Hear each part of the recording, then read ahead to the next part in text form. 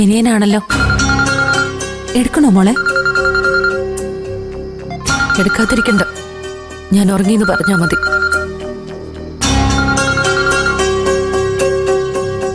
Hello വിനയ. ആ അനു, ബുദ്ധിമുട്ടായോ? ഉറക്കായിരുന്നോ? ഇല്ല വിനയ, കിടന്നതേ ഉള്ളൂ. ചേരു ഉറങ്ങി. ആണോ? ഞാനും കൂടി അവിടെ നിൽക്കേണ്ടതായിരുന്നു. എല്ലാരും നിർബന്ധിച്ചോണ്ടാ ഞാനിങ്ങോട്ട് പോകുന്നത്. ആ അത് കുഴപ്പമില്ല വിനയ. ചേരുവിന്റെ അടുത്തപ്പോ ഞാനുണ്ടല്ലോ. ആണുങ്ങൾക്കൊക്കെ പുറത്തിരിക്കാനല്ലേ പറ്റൂ. എന്നാലും എന്തെങ്കിലും ഒരു ആവശ്യം വന്നാൽ ഓടി വരാലോ. ഞാൻ അവിടെ വരാന്തയിൽ കിടന്ന് ഉറങ്ങിയാൽ മതിയായിരുന്നു.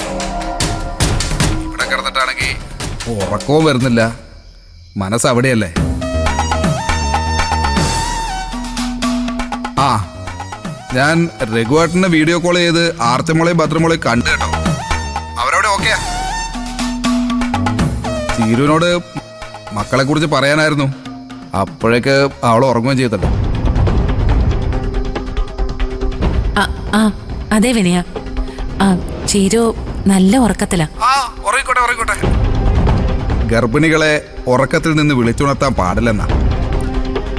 വയറ്റിലെ കുഞ്ഞു ഉറക്കമായിരിക്കുമല്ലോ, ഇനിയിപ്പോ അവനും ഞെട്ടി ഉണരണ്ട.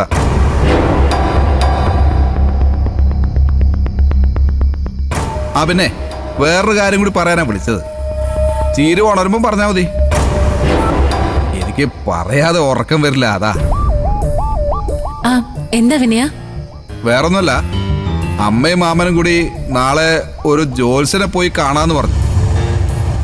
ഇവിടെ വന്ന ദിവസം തന്നെ ചീരുവിന് വയ്യാതായില്ലേ. ഈ വീടിന് എന്തെങ്കിലും കുഴപ്പമുണ്ടോന്ന് അറിയാനാ. എന്ത് കുഴപ്പമാണെങ്കിലും ജോത്സ്യൻ പറയുന്ന പ്രായശ്ചിത്തം ചെയ്താ എല്ലാം പരിഹരിക്കാൻ കഴിയുമെന്ന് അവര് പറയുന്നത്. എന്നാ പിന്നെ ഞാനും കൂടി അവരോടൊപ്പം ഒന്ന് പോവാന്ന് വിചാരിച്ചു. അത് നന്നായി വിനയ. ജോത്സ്യത്തിലെ വിശ്വാസം ഉണ്ടെങ്കിലേ പ്രായശ്ചിത്തം ചെയ്യുന്നത് എന്തുകൊണ്ടും ഗുണം ചെയ്യും. അപ്പോ നാളെ ജോത്സ്യരെ കണ്ട ശേഷമായിരിക്കും വിനയൻ ഇങ്ങോട്ട് വരുന്നതല്ലേ? അതെ. എല്ലാം നല്ലതായിരിക്കാൻ ചീരുവിനോട് കൂടി ഒന്ന് പ്രാർത്ഥിക്കാൻ പറയണേ. പറയാം വിനയ. എന്നാ പിന്നെ വെക്കട്ടെ, സമയം ഒരുപാടായി. ശരിയാനോ?